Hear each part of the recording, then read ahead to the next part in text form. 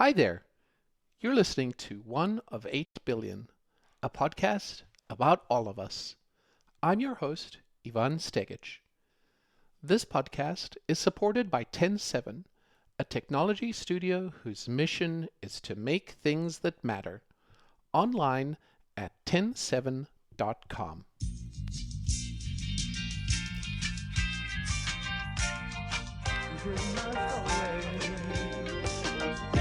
We all have a story, don't we? We've all had successes and failures, joy and disappointment, love and sadness. And yet, we've all made it to here, to right now. Our stories are one amongst 8 billion others. 8 billion other stories, each of them unique, each of them grand in their own way, and each of them a window into the humanity that connects us all. One of 8 billion tells life stories from around the world. Our story today is about Amy Spurling, the CEO of Compt, a company focused on helping companies reimagine the way they take care of employees. Amy works with businesses around the world, redefining people ops to create a more inclusive, more productive, and happier workplace. Let's listen. Welcome to One of 8 Billion. Would you please introduce yourself? So, my name is Amy Spurling. I'm the founder and CEO at Compt. I am currently based just across the river from Boston, sitting in Cambridge. Cambridge, Massachusetts. Are you a Boston Red Sox fan by any chance? I grew up in California and I watch the Red Sox, but honestly, the older I get, the less I can pay attention to that long of a game. I'm more of a hockey girl. I Like, see. it's more time efficient. So, I watch a lot more hockey and basketball than I do baseball anymore. Before I go back and ask about where you're from and where life started for you, I'd love to hear a little bit about your here and now. So, what's keeping your mind going these days? What does your now look like? Who are you around? What does that look like? So, top of mind for me, there's obviously a lot going on in the world right now. I was a CFO in 2008, and so I'm having a little bit of PTSD right now as I watch changes happening in the Mm, market. And so, watching how companies react to that and seeing how we can support them is obviously something that I focus on. And then just working, I spend all of my time pretty much with my team and my wife because it's just life in a startup is all encompassing. So, spending a lot of time with the folks around me in that space. are you a fully remote company or do you have an office? What does that look like? We are fully remote now. We went fully remote like everyone else with the pandemic and have committed to staying fully remote, which allows us to hire amazing talent across the country. I didn't originally want to be remote at all. And so that was an adjustment for me, but it's been a really good one for the team. So we've committed to it because it's worked out really nicely. It makes sense, doesn't it? We were so much Totally. against remote as well. And when we tried it back in 2017, it just felt so good and so natural and so many pros to it than we didn't expect. And one of them, like you said, was being able to hire not just nationally, but globally too. We're focused on folks in the US just because of tax laws and compliance and all that good stuff. Hmm. So I just want to make it as easy for myself as possible. But they can be located anywhere in the US that they would like. And if they're working remote we don't like people working on vacation, but if they're taking an extended period of time and being elsewhere, that's totally fine. Yeah, that sounds like the best of both worlds, honestly. Now, you mentioned California earlier. Where were you born? What did the beginning of Amy Sperling's life look like? Oh, it was very different from my life now. I grew up in Northern California, about 5.5 hours north of San Francisco. So, the middle of nowhere, lots of redwood trees, beautiful coastline, Mm, not a lot else. The claim to fame where I'm from is that before it became legal everywhere, was growing about 60% of the weed for the entire US. That was pretty much fueling our economy up there. So, Very unique place to grow up where it's land lost in time, feels like the 60s at all times. But I left right after high school and moved to the East Coast and went to school in upstate New York. And it was just a much better fit for me out here. And when I think about the title of our podcast, which is One of 8 Billion, it gives me so many different mixed emotions. Sometimes I feel small about it, sometimes large, connected to everybody. No, not connected, disconnected from people. How does being one of 8 billion humans on this planet make you feel? What thoughts come to mind? I echo what you just said. Like it's all of the things all at once where sometimes it feels like you're just one of so many, and how could you possibly make a difference and how could you possibly have Mm, an impact, and that can be really frustrating. But then I try and take it into the okay, but what difference can I make, and what difference can my team make, and trying to make a difference at least in the lives that we can touch surrounding us, and then that makes it feel much bigger and much less alone and hopeless, because you can have a really big impact, probably not to 8 billion people, but you can have an impact somewhere in your life, and you can see the impact that individuals have had. There are people who have impact across lots and lots of people. And so trying to focus on the positive there is really important, I think. what is the impact that you're trying to make right now? We're really focused on trying to make sure that there is more inclusivity when it comes to people's compensation. So 80% of our compensation in the US, for especially in technology, financial services, desk jobs, is a lot of times our salary and our health insurance. But it's the last 20% of your compensation where companies compete against each other for talent, and where they also give you all the things that can set you up for an amazing career or not. And that's where there's been so much kind of grab bag of stuff that companies offer that so few people actually have access to. So classic Mm. example is like student loan prepayment or childcare, or maybe it's tuition reimbursement. Those are all phenomenal employee perks. But if you don't have a child at the right age for childcare, or it's not in the right geography, the childcare is in Chicago, but you're located in Fargo, not so helpful. If you don't have student loans, but your partner has student loans, not so helpful. Tuition reimbursement, what if you're in your 40s or 50s and don't want to go get an advanced degree? What if, or if you're same if you're in your 20s, what if that's not on your roadmap, but you still want to be learning and advancing your career? So we want to make sure that companies can have a much more consistent approach for their team and make sure that everyone has access, which can help empower, their teams to do better overall. Do you hope to have an impact outside of the US at some point as well? We're actually supporting employees in over 60 countries right now. So we found that very early on, even smaller companies like yourself, actually, not that you're smaller, but earlier in We their are. life cycle. Not meaning that you're smaller, meaning that we found that companies that are in an earlier life cycle started adding international much earlier than we anticipated, not waiting till they're 10,000 people kind of thing. Mm, mhm. And so we started seeing that when companies were as small as like 25 people, where they'd start having international employees, but wanted a consistent program across everyone. So trying to have that global cultural support where it's like, hey, we support family or wellness, but allowing for that to happen in a way that can be localized as well. You've got different currencies and time zones and all kinds of things. So trying to make sure that there is a global approach to how you support your team. I love it. I thought you were US based. I didn't realize you had so many other countries that you were responsible for. The companies all have to have a legal US entity, but they can have employees anywhere in the world. You talked about how you moved out to New York and how that was a better fit for you. Before you did that, what's the earliest childhood memory you have before going out to the East Coast? It's hard to know what's a memory and I think it's a memory, but it's just a picture that I saw as a child. My mother was amazing at taking lots and lots of pictures, and I have a flip Mm, book of my childhood, so it feels like those are memories. But the one that kind of jumps out to me and sticks in my brain is I do remember, or I think I remember, I was around 3.5 years old, and my brother was about a year younger than me. And I would play boss basically with him.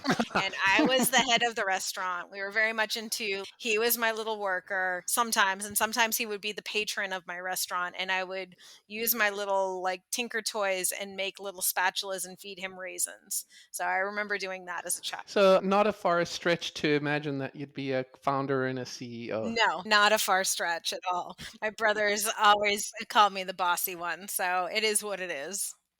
Do you think you knew back then that's what you wanted to do, or did you have some other desires on a potential career or potential vocation?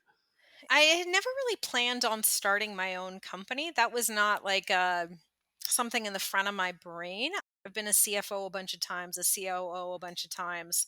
I enjoy building companies, but I didn't necessarily need to sit in the CEO seat or the founder seat. Mm, Where it became something that I had to do was when the platform that we're building really solves a problem that hits both finance and HR, which was my field. Nobody was building this tool that I absolutely needed to be able to scale teams. And that's when I was like, all right, this thing has to exist. No one else is building it, which is very frustrating to me. So I'm just going to go build it myself. So it's not like I'm the serial entrepreneur who wants to, after this, go build another company and another company. It's, I wanted to build this company. And I wanted to do mm. that in a way that was a reflection of my values and of the type of technology and technology company that I think should exist in the world. That's awesome. I love that you're solving a problem that you're passionate about and that you want to be able to scale these benefits in this platform that you've started and created. That's amazing. I'm also curious about what you did after high school. You said you Mm. moved to the East Coast. Tell me why that was something that was important for you to do. So I was paying for college myself, as many people do. And so in looking, I hadn't planned on moving to the East Coast. I was back before the internet. So it wasn't like I'd written away for view books. I do a lot of planning in my life. I started writing away to colleges when I was in 8th grade, trying to figure out, get all their view books. I knew I was going to college. I knew that I wanted to go somewhere, but I didn't know where. So I had these bags and bags of college view books. I ended up going to school at the University of Rochester in upstate New York. They gave me the biggest scholarship. And so it made financial sense for me to go there. I showed Mm, up sight unseen. I had never lived in snow.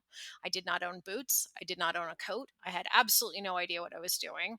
But I knew that they were going to pay me a lot of money to go to school. And that seemed like a really good plan to me. So that's what I did. And it was definitely culture shock. My frame of reference for college was Berkeley, which is a lot of kids with home sewn clothes, very much like where I grew up. And I got to Rochester, and it was a bunch of Manhattan kids in khakis and button downs. And I had no idea what to do with myself. wow, that sounds like quite a culture shock. It sounds like what happened to me as well, growing up in South Africa and then seeing snow for the first time, moving to Minnesota. Also Oh, sight yeah. unseen, also without boots. Oh, yes. Yeah, that would be, yeah, I think that's probably bigger culture shock than I had, but yes, South Africa to Minnesota would definitely be culture shock. My gosh, so I could identify with that. What did you study? What did you enroll for? I originally enrolled for biomolecular engineering, and I don't know how I landed in that. I loved science in high school, but again, I went to a small Catholic high school. My senior class was 30 kids, and so I Ooh. was the smartest kid in my school. But you get to an upstate New York school where everyone's been going to these amazing prep schools, and you realize you're not the smartest person in this Mm. school. And I realized I was definitely a fish out of water, and that was not going to be my field of interest. So I shifted over to political science, which was a much better fit for me, and ended up graduating with political science and international relations degree. And as soon as you were a graduate, did you find yourself a job or did you start a company? What was the first step out of college? I finished college a semester early and took the last semester to study abroad in Italy. I bought the Italian Ah. language book and the art history book, and then conveniently forgot to buy the rest of the books because that's all I really wanted to learn, and I was already done with school. And then instead of coming back to graduate, and I got a job in Italy. So I was an English teacher. After that, I moved up to Milan and was an English teacher for a while, teaching business people in Italy how to speak American English because all they'd ever learned was British English, but they wanted to do more work with Americans, so wanted to speak like an American. So basically, I taught them how to unlearn grammar, and that was my claim to fame. And so did some English teaching before coming back to the U.S. Which part of Italy before Milan were you in? I was in Arezzo, right outside of Florence. My daughter wants to take some painting lessons in Florence, Oh, and it just seems such a beautiful part of the world where, of course, you would want to go and paint. absolutely. How can you not paint? There's just fields of sunflowers, and the light is amazing, and the architecture is amazing. It was definitely an amazing experience. Do you still speak Italian? Oh, I can be very dangerous ordering food and buying clothes, and that's about it. So it's a lot of first person at this point, but enough to get by. Sort of food and clothes, that's important. So I think you've got some of the Exactly. bases covered. Yeah, exactly. That's great. I wonder when your interest in business and finance came. It sounds like you had this political science and I guess language and teaching background. How did the whole finance thing show up? So when I came back from Italy, because you can only stay on a visa for so long there, they at that time they weren't allowing Americans to get, permanent jobs. I moved to Boston. So my college roommate lived out here. And so I moved in with her and got a job in a marketing company, which is similar to what I was learning in political science. A lot of it is campaign management and how do you reach people and things like that. I thought I wanted to be a marketer. What I realized was that was the numbers that was really interesting to me. So looking at the Mm. marketing analytics, and that started leading me down this path of finance. So I moved from the company I was in was an educational travel company. It was great coming back from Italy. Felt very kind of homey to me because we were working on travel, and then I started moving into other finance roles from there, and started following that path. And as you're working down this path of finance, is there ever a mentor in your life? Is there someone that was a memorable leader, or maybe before that, that you learned things from that really sticks out in your mind? I think I've learned something from everyone that I've worked for. I wouldn't say I have one mentor throughout. It's been different mentors have brought different things to me at Mm. different times. Whether it was my first boss out of college in the US was a woman who I thought she was old at the time because I was 22 and she was 27. So she was the sage old wise woman. But she taught me a lot about how to not be a kid in a business environment, and to be a woman and to show up and to be able to get credibility and respect. She was really instrumental in that, and helping me navigate that early on because I hadn't really been in that environment before. And so she had a pretty big impact on me. And then later on I had a CFO that I was connected to through one of the VCs that was, funding one of my companies, who was my kind of lifelong CFO mentor as I went through that journey as well. So I've had some pretty incredible people that I've had the opportunity to work with or who have supported me throughout my career.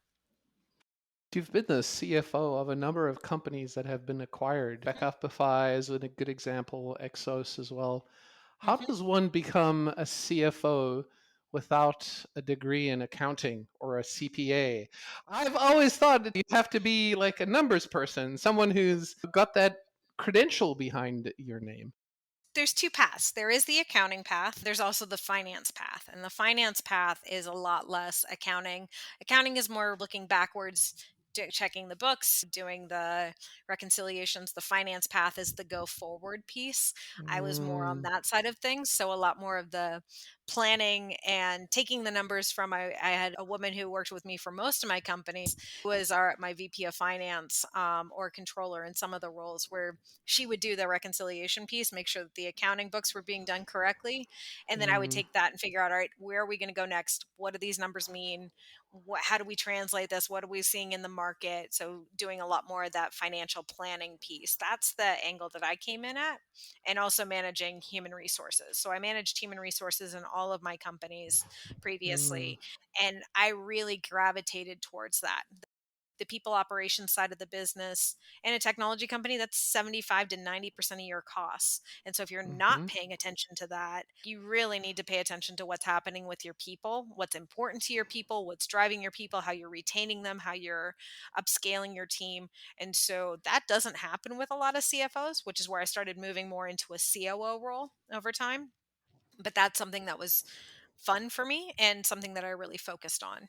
And can I just take a moment and just say thank you to every single controller out there, even like small companies like ours. We have a controller. She does all of the reconciliation and makes all of the books work. And I am so thankful that is not something I have to do or be worried about. It is such It's a important work. lot of work. It is a lot of work. And so, yes, I think that is, they're very much unsung heroes in a lot of companies because when they do their job, it looks like it was done and it was easy. And there is so much work that goes into making sure that is done correctly.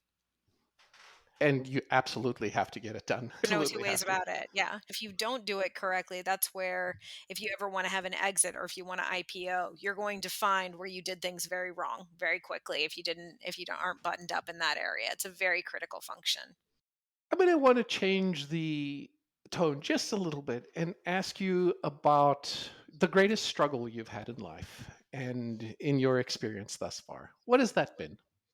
I feel like I've had a pretty privileged life. I have everything I could need or want. I've had to work hard for a lot of the things that I've received, but I would say that I overall have a pretty privileged life. I'm healthy. I've got people around me, like my family is pretty fantastic. My in laws are fantastic. There's a lot that has lined up and been pretty awesome. When I think about things that have been harder, I don't know if I'd say it's where my biggest struggle, but there's things you have to navigate if you're a female founder in particular, or just Mm, a woman in business in general.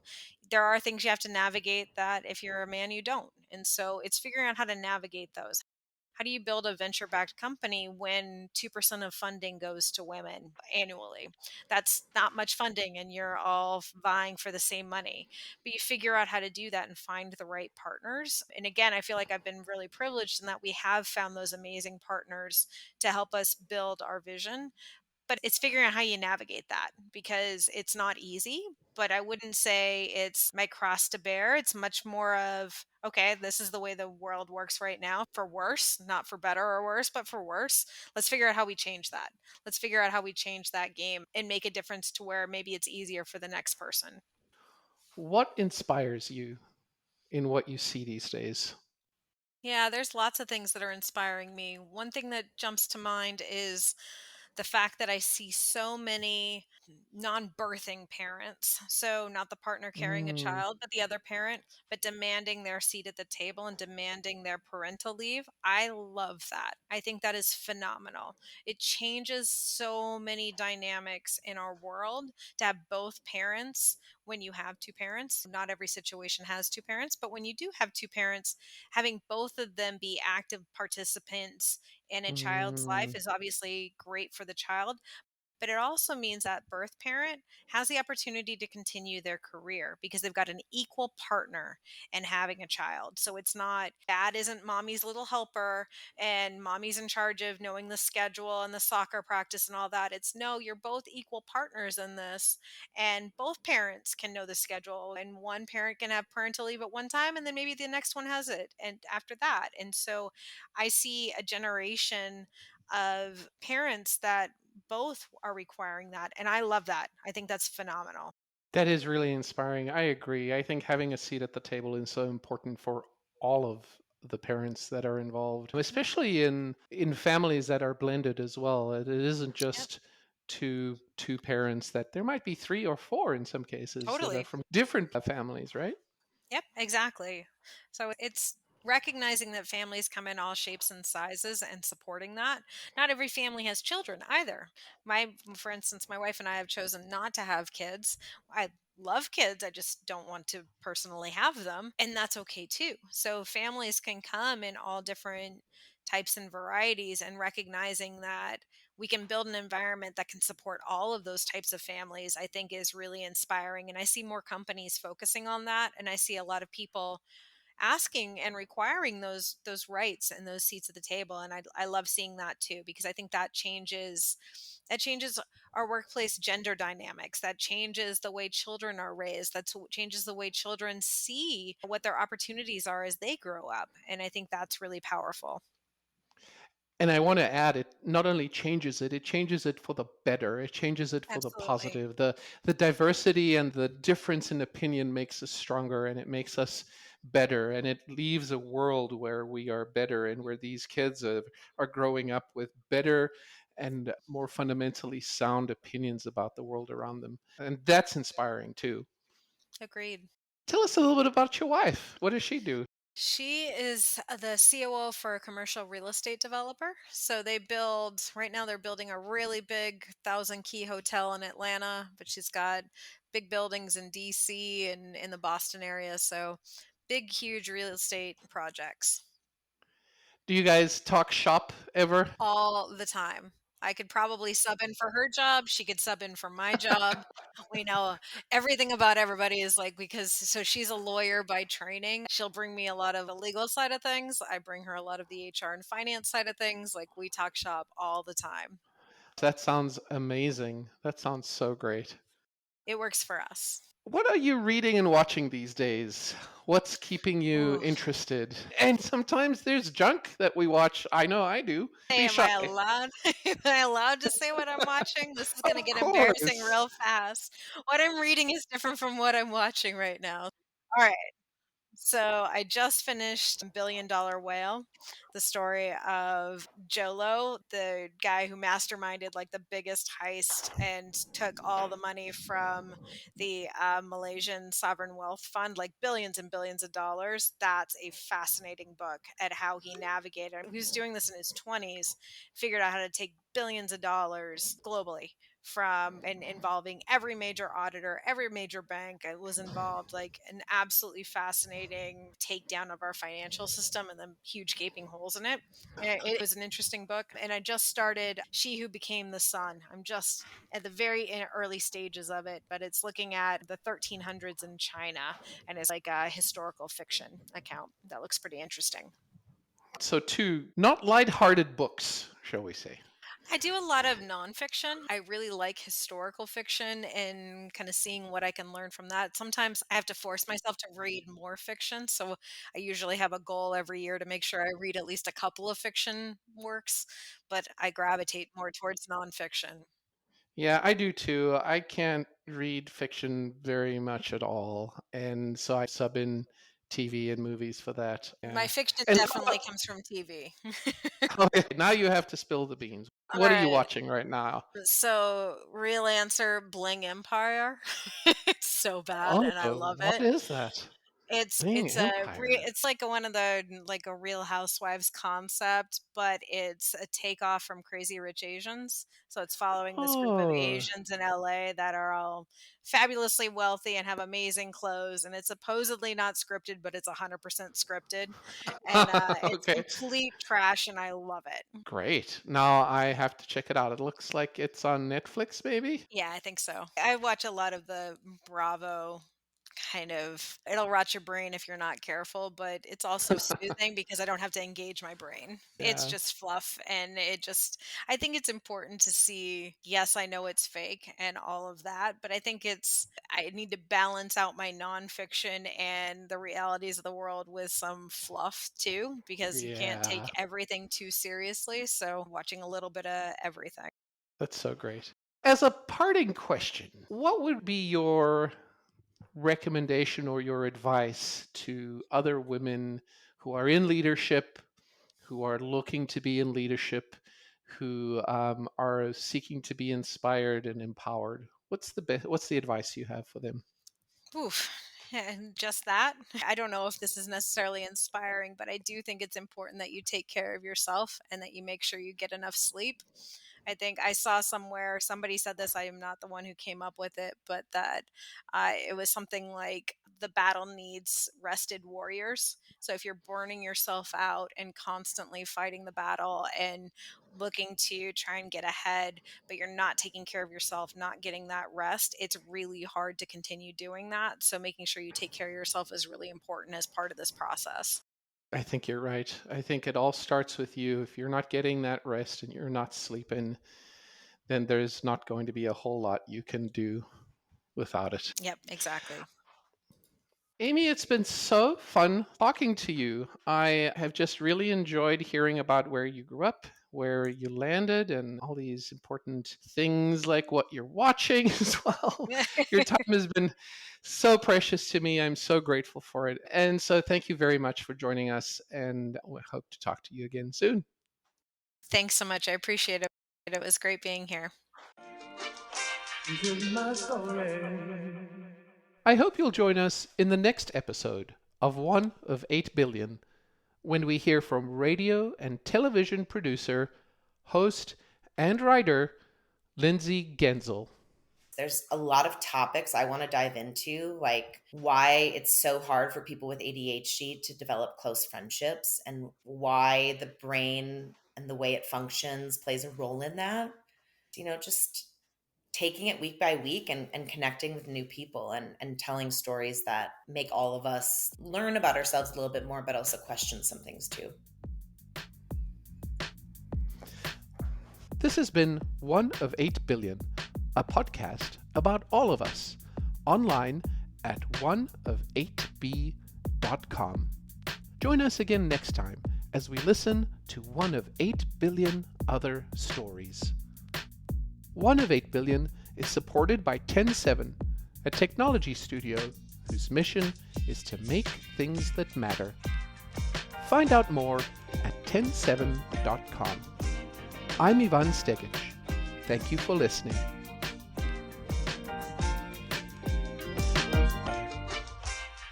My story.